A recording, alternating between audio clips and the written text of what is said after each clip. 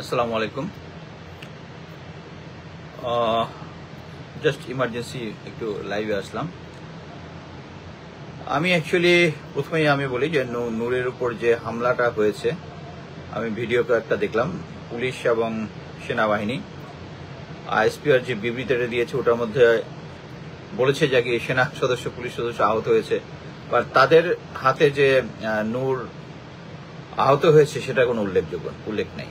আমি প্রথমে এটা বলবো যে সেনাবাহিনী অ্যাকচুয়ালি এভাবে কাজ করে না। দুইটা পলিটিক্যাল পার্টির মাঝখানে তারা কখনোই একটা পক্ষ অবলম্বন করে না। দেখলাম জিএম কাদেরকে আবার পুলিশ প্রোটোকল দিয়েছে। আমি 18ই আগস্ট সম্ভবত আমার ওয়ালে আছে, আমি বলে দিয়েছিলাম যে আওয়ামী লীগ এবং ইন্ডিয়ার এখন যৌথ প্রযোজনায় আসতেছে হচ্ছে, তারা এখন ফেরত আসবে জাতীয় পার্টি হয়ে, এবং এটাই কিন্তু এক্স্যাক্টলি ওইটা হচ্ছে। এদিকে জেনারেল ওয়াকার কতগুলো অল্টারনেটিভ রেখে দিয়েছিল এখানে। অল্টারনেটিভ কি? একটা হচ্ছে ভিপি নূরের পার্টি। I am not a great fan of VP Nur. তার বিভিন্ন জায়গায় টাকা পয়সার অনিয়মটা আমার কাছে বিশ্বাসযোগ্য মনে হয়েছে। বাট এই কারণে আমার কাছে শুধু সন্দেহ হয় যে এই ঘটনাটা ঘটেছে অ্যাকচুয়ালি নূর জাতীয় পার্টির মতো দলকে গিয়ে তার অফিস গিয়ে দখল নিবে বা ওখানে একটা এনার্কি করবে, এই স্ট্রেংথ তার নাই। তাহলে কেন ওখানে গিয়েছিল? আমার ধারণা কেউ তাকে দিয়ে এটা করাইছে। এটা আমার ধারণা কাউকে দিয়ে করাইছে যে এখানে গন্ডগোল পাকাইতে চায়। কে গন্ডগোল পাইছে? এবং আর্মি ওখানে গিয়ে নূরদের দলকে পেটাপিটি করছে, এটা একদম মেনে নেওয়া যায় না। কঠোর নিন্দা জানাই, কঠোর নিন্দা। সেনাবাহিনী এভাবে কাজ করে না। এটা হচ্ছে সেনাবাহিনীর জেনারেল ওয়াকারের যে লয়ালিস্ট আছে এই গ্রুপটা এটা করেছে, যারাই করে থাকুক।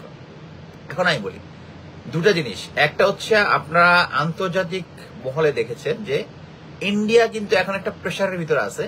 আমেরিকা তাকে মোটামুটি চিপে ধরছে, একদম প্রেশারের মধ্যে আছে। তাদের ট্যারিফ দিয়ে একদম সাথে আনাউস অবস্থা তাদের। এরকম একটা সিচুয়েশনে তারা, আমি যেটা খবর পেলাম, তারা ডিসিশন নিয়েছে। তারা কোথাও কোনো সাকসেস দেখাইতে পারতেছে না, কিন্তু আমেরিকার একটা ইন্টারেস্ট আছে বাংলাদেশে। এই বাংলাদেশকে তারা আগে কনভিন্স করেছিল যে বাংলাদেশটা তাদের কাছে লিজ দিয়েছিল আমেরিকা, এরকম একটা আপনারা অ্যানালিসিস আগেই শুনেছেন। সো এখন তারা প্রুভ করবে যে আমেরিকা যেন এখানে নাক গলাইতে না পারে। নাক গলাইতে না করার কারণে তাদের ইনফ্লুয়েন্সের ভিতরে আছে, এবং তাদের ইনফ্লুয়েন্সটা প্রুভ করার জন্যই জেনারেল ওয়াকার চায়না থেকে এসেই নতুন দুইজনকে, ব্রিগেডিয়ার জেনারেল দুজনকে অ্যাপয়েন্টমেন্ট দিয়েছে। এখনই আমি নাম বলবো না। দে আর ওয়ার্কিং অন ইট, এবং এই ওয়ার্কিং এর প্রাথমিক রেজাল্ট হচ্ছে এটা। সো ইন্ডিয়া এখন মানে চোখ বন্ধ করে ডিসিশন নিচ্ছে যে তারা এই নির্বাচনটা হইতে দিবে না। এবং জেনারেল ওয়াকার যতই বলুক নির্বাচন, বাট তারা একটা জিনিস বুঝতে পেরেছে যে বাংলাদেশে দরকার একটা দুর্বল সরকার। প্রফেসর ইউনূসের সরকার ভালো করতেছে, আমি এটা বলবো না, ভালো করতেছে না। উনার নিজেদের পছন্দসই লোকজনকে এনে বসাইছে এবং এদেরকে তাদের ব্যর্থতার জন্য সরাচ্ছেও না। I have a serious observation on it. But যেটা হচ্ছে গুম কমিশন এবং কি বলে ইয়ার প্রতিহতর যেটা যে জিনিসটা হচ্ছে, এক মিনিট ওয়েট করেন, আমি আসতে চাই।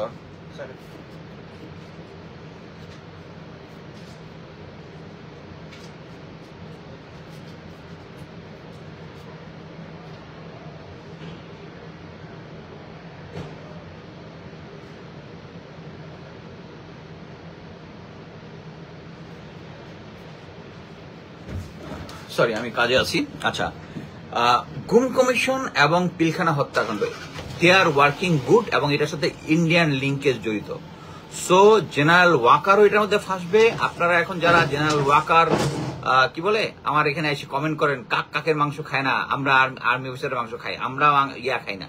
আমরা হচ্ছে যে ভাই আমাদের ভাইয়ের মাংস খেয়েছে তাদের মাংস খাই। এখন এত কিছু বুঝেন।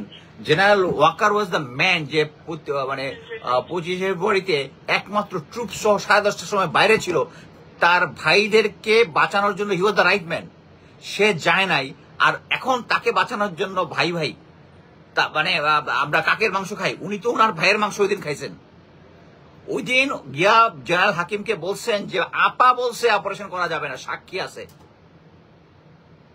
মেজর মুনির 28 বেঙ্গলে ছিল, ডিজিএফআইতে তখন পাশে বসেছিল। আরো অনেক সাক্ষী আছে, জেনারেল হাকিম সাক্ষী আছে।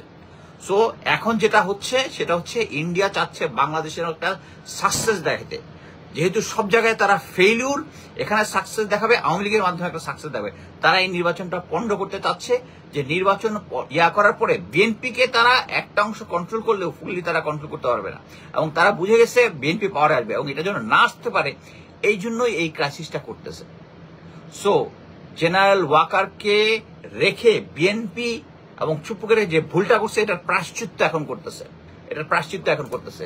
সো আমরা এটাই আশা করব যে এই আচ্ছা আগে আর বলি, সাইফুর রহমান সাগর বোধ হয় যে ফেস দ্য পিপল, সে কিন্তু বাংলাদেশে 9 বছর পরে গিয়ে ওখানে 1 মিনিট, আবার একটা গাড়ি আসছে, 1 মিনিট।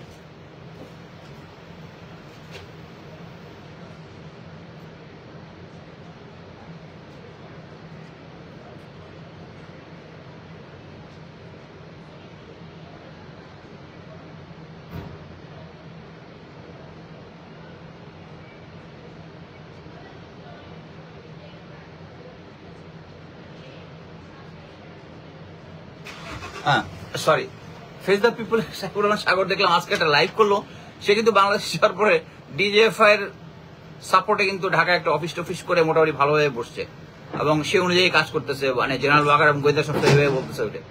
আমি আরেকটা জিনিস হচ্ছে, আপনারা সবাই জানেন আমি হাসিনা আক্তারের কাছে যেতাম, যে হাসিনা আক্তার ওই কলিমুল্লাহকে নিয়ে আসে, আমি কিন্তু ওটা ইয়া করে দিয়েছি যে আমার 1 মিনিট।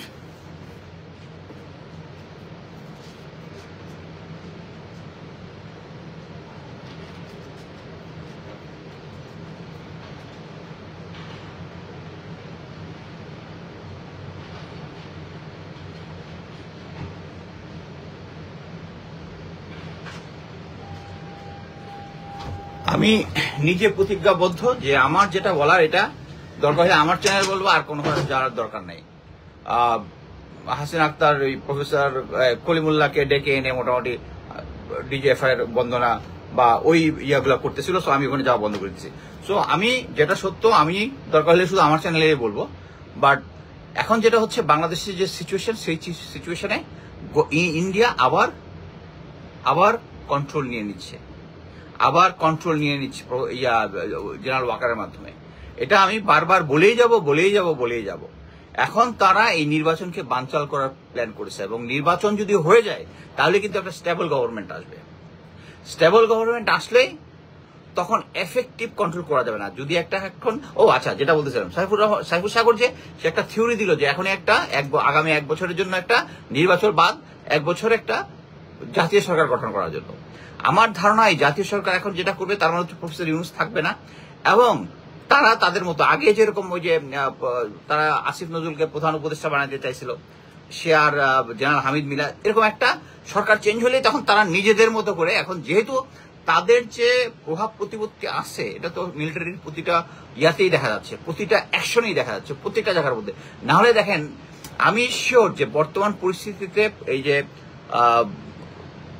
হোম মিনিস্টার হোম উপদেষ্টা যেটা নিয়ে আছেন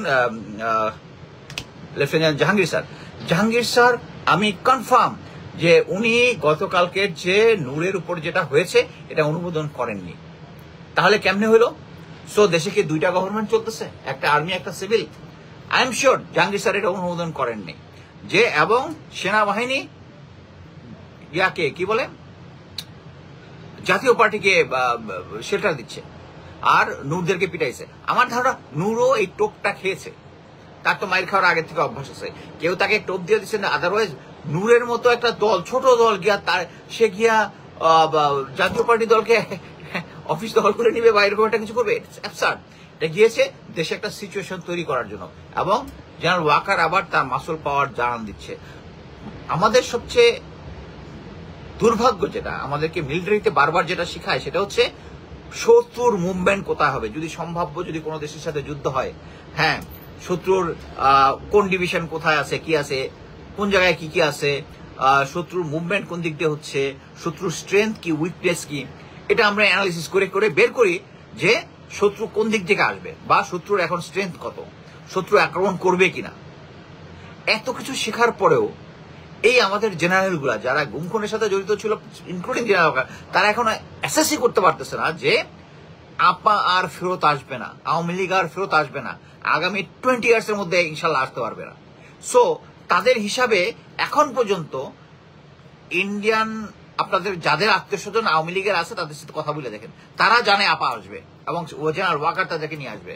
আর মাঝখানে কয়েকদিন ধরে একটা মানে কুসুম কুসুম ইয়া টাইপ জেনারেল ওয়াকারের বিরুদ্ধে এসে কথা বলে গেছে আওয়ামী লীগের কয়েকটা পান্ডা। সো এটা হচ্ছে অল সেট গেম।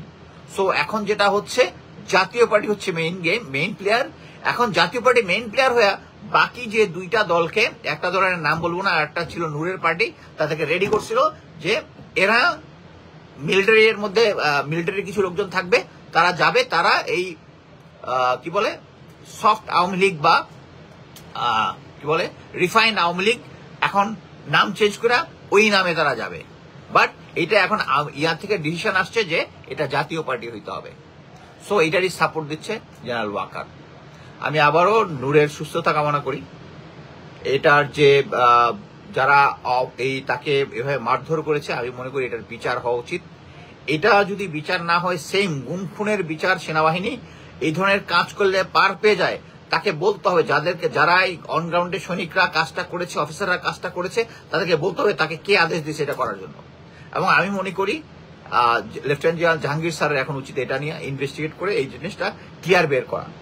স্যার আপনার কাছে পাওয়ার আছে, সেই পাওয়ারটা এক্সারসাইজ করেন বাংলাদেশের জন্য।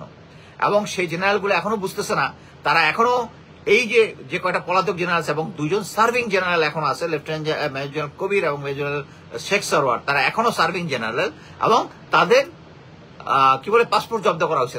তারা গিয়ে গুম কমিশনের কাছে বিবৃতিও দিয়েছে, সবকিছু দিয়েছে, সবাই কনফিডেন্স, বাট তাদেরকে এখনো চাকরিতে রেখেছে জেনারেল ওয়াকার। এবং এরাই চাচ্ছে একটা গন্ডগোল পাকায়া যেন এই সরকারটা চেঞ্জ হয়ে নেক্সট কোন সরকার আসে, তখন দেখবেন গুম কমিশন সবকিছু বাতিল হয়ে গেছে। তখন ইন্ডিয়া আবার যে বাংলাদেশে কিছু একটা দেখাইতে যাচ্ছে, তখন তারা ইন্ডিয়া আবার বাংলাদেশের মাধ্যমে আবার আমেরিকার সাথে নেগোসিয়েট করবে। ধন্যবাদ।